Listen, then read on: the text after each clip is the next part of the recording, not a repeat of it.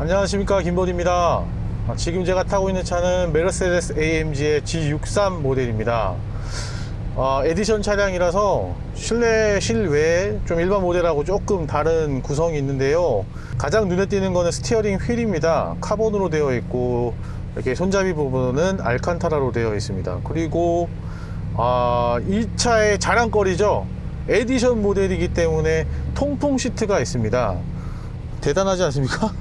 오스트리아 그라츠에서 차량을 만드는데, 그 차량을, 이 지바겐을 만드는 그 직원분들은 이 버튼을 이제 피아노 건반이라고 하더라고요. 그래서 오프로드 탈 때 이 건반을 상황에 맞게끔 이렇게 조절을 해야 된다고 해서 그렇게 불리운다고 합니다. 디퍼런셜 락 스위치 때문에 어쩔 수 없이 이 IWC 좀 그렇게 뭐 조잡하다고까지는 할 수는 없지만, 그렇다고 뭐 IWC의 명성에 걸맞는 그런 퀄리티는 아닌 것 같은 이 아날로그 시계가 좀 아래로 내려와 있고, 그리고 그 아래로 이제 컵홀더가 있는데, 이 컵홀더 외에 이 도어 포켓 자그마하게 조금씩 있는데요. 이 컵홀더하고 이 부분 외에 특별한 수납 공간이 없는 것도 조금 아쉬운 부분이기도 해요. 핸드폰을 어디다 놓을 데가 없어요. 뻥 뚫렸는데 한번 배기음 한번 들어볼까요, 우리? 이거는 지금 이거는 스포츠 모드입니다.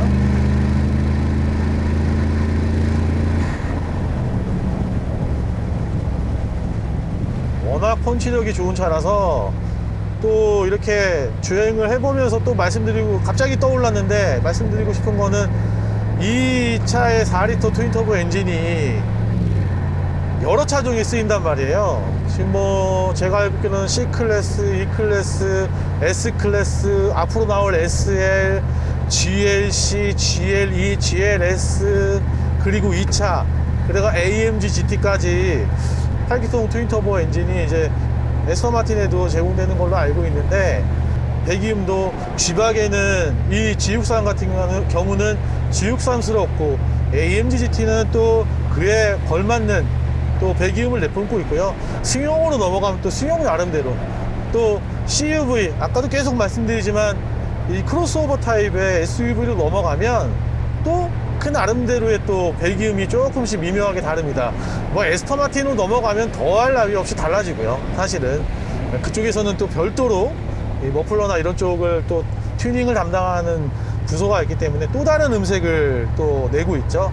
이 그라츠라고 하는 이 아까도 말씀드렸던 이 G바겐의 요람, 이곳에서 모든 G바겐이 이제 생산이 되는데, 이 인근에 쉔클 마운틴이라는 산이 있습니다. 여기에 뭐 최대 경사도 60%, 그리고 측면 경사도가 최대가 40% 정도 되는 5.6km 정도 되는 오프로드 코스가 있다고 합니다. 굉장히 혹독하다고 하는데, 그라츠에서 만들어진 새로운 G바겐은 이 쉔클 산에서 모든 테스트를 마쳐야 된다고 합니다. 그래야만 이 쉔클 프로브드라는 이 차로서는 어떻게 보면 훈장이죠. 이 훈장을 자랑스럽게 새겨 넣을 수가 있는 거죠. 그런 것만 봐도 이 차에 대한 어떤 그 오프로드 성능은 우리 같은 일반인들이 생각할 때 뭐 훌륭하지 않나, 차고 넘치지 않을까라는 생각을 해보기도 해요. 한간에 이 차가 처음 나왔을 때 오프로드 성능 때문에 굉장히 많이 비교를 당했거든요. 아무래도 다른 오프로더들에 비하면은 이런 퍼포먼스나 이런 부분이 다소 떨어지지 않는 거냐 뭐 그런 말들이 좀 있었어요, 사실. 분명한 건 객관적인 수치는 좀 다소 떨어질 수는 있어요.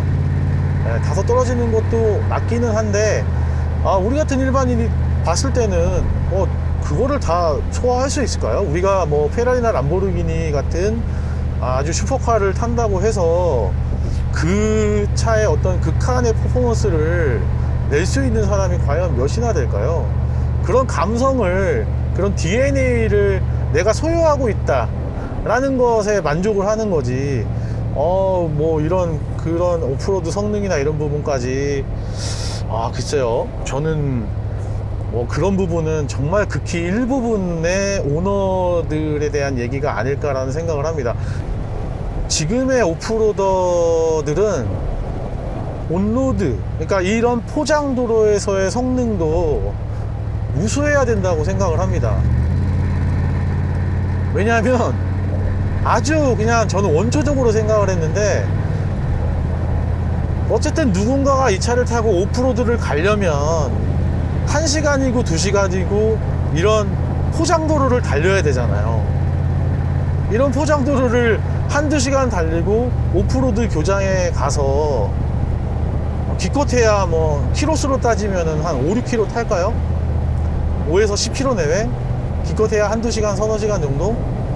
그 정도 타지 않을까 싶어요. 그리고 나서 다시 이 포장도로를 타고 돌아와야 되는데, 그런 어떤 비율로 봤을 때도 개인적으로는 오프로더들, 물론 오프로드 성능도 상당히 중요하지만 그에 못지않게 요즘에는 이 온로드에서 즐길 수 있는 퍼포먼스와 승차감, 편의, 이런 것들이 또 그에 걸맞는 약간의 이런 지바겐만 있는 이런 사치스러움이 조금은 좀 있어줘야 또 온로드를 타는데 또 재미가 있지 않을까라는 생각을 합니다. 뭐 우리가 뭐 여러분들도 다 MTB 자전거 뭐 한 번씩은 가져보셨을 거고, 뭐 지금도 가지고 계신 분들 계시겠지만, 우리가 MTB를 가지고 있지만 한강이나 뭐 이런 어떤 자전거 전용 도로를 주로 타지, 이걸 가지고 오프로드로 가시는 분들은 저는 뭐 그렇게 많지 않다고 보거든요. 물론 가시는 분들도 있긴 하겠지만 그 비율보다 사실은 이 차로 오프로드를 경험한다, 이 비율이 더 적지 않을까라는 생각을 해요. 이제는 배기음을 한번 들어볼게요. 여러분들도 한번 들어보시고 차의 배기음은 어떤지 최대한 날 것으로 녹음을 한번 해보려고 합니다. 한번 들어봐 주시겠어요?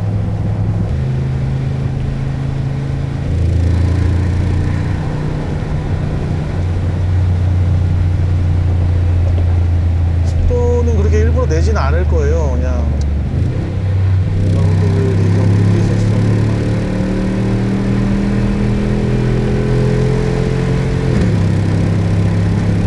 요런 느낌하고 조금 다른 느낌을 한번 할 건데, 이게 스포츠 플러스입니다.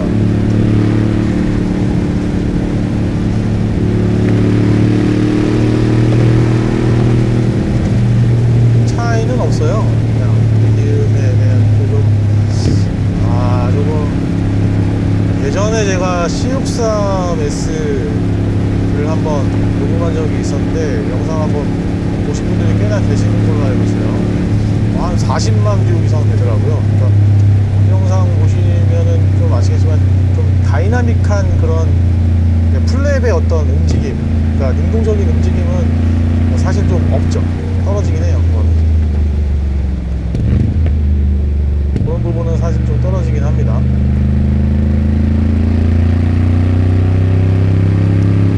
하지만 좀 남성스러운 그런 느낌이 좀 있죠.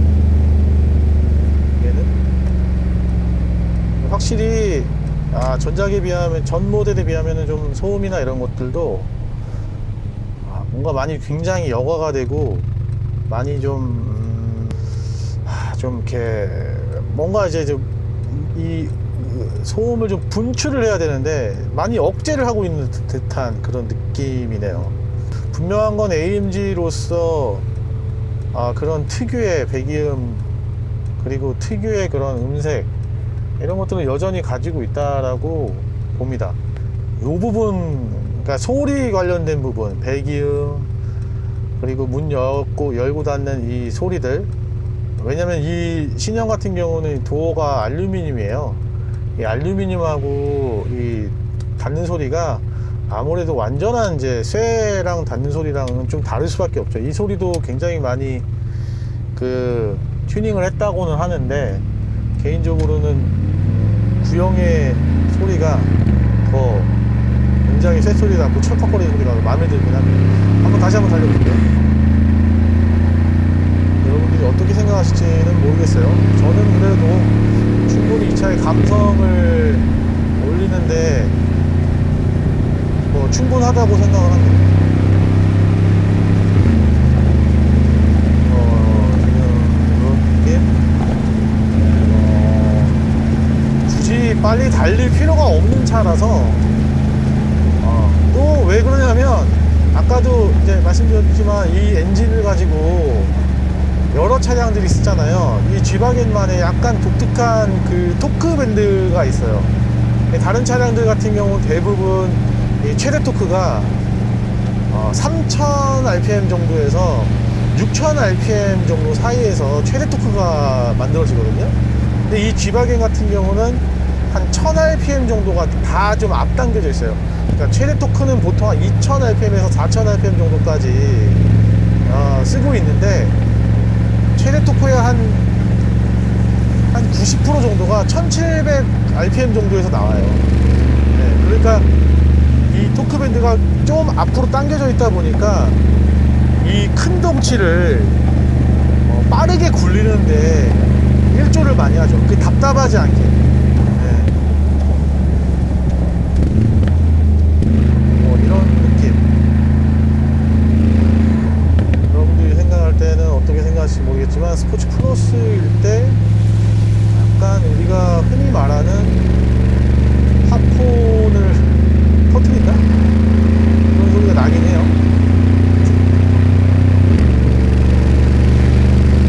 악셀을 쭉 밟았다가 오프할 때 약간 이런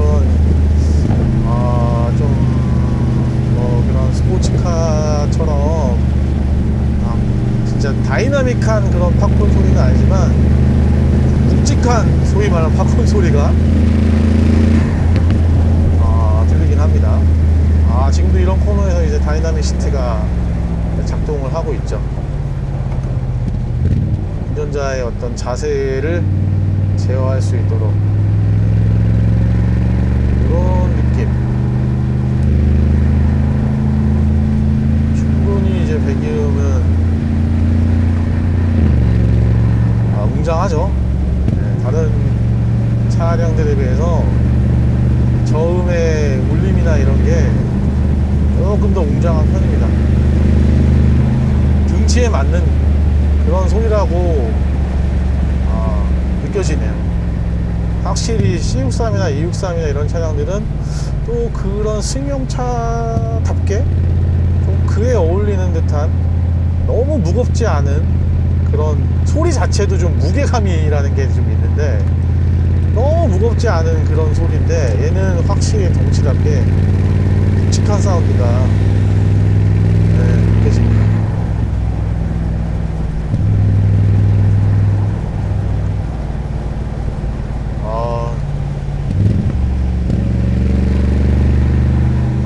다시